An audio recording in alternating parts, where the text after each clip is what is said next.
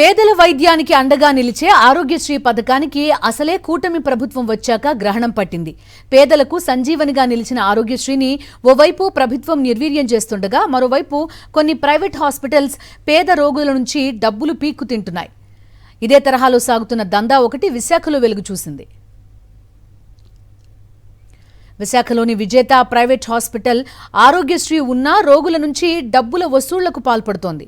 ఒక్కో సర్జరీకి 30,000 నుంచి 50,000 రూపాయలు అదనంగా దండుకుంటున్నారు. కృష్ణారావు అనే రోగి బంధువుల నుంచి ఈ రకంగా డబ్బు వసూలు చేస్తూ అడ్డంగా దొరికారు హాస్పిటల్ సిబ్బంది. ఇదేంటని ప్రశ్నిస్తే ప్రభుత్వం సరిపడా డబ్బులు ఇవ్వడం లేదని వారంటున్నారు. పైగా అదనపు డబ్బులు కట్టాకే డిశ్చార్జ్ ఇచ్చారు. ఈ వసూళ్ల దందాను రోగి బంధువులు వీడియో తీసి పోస్ట్ చేయడంతో వైరల్గా మారింది.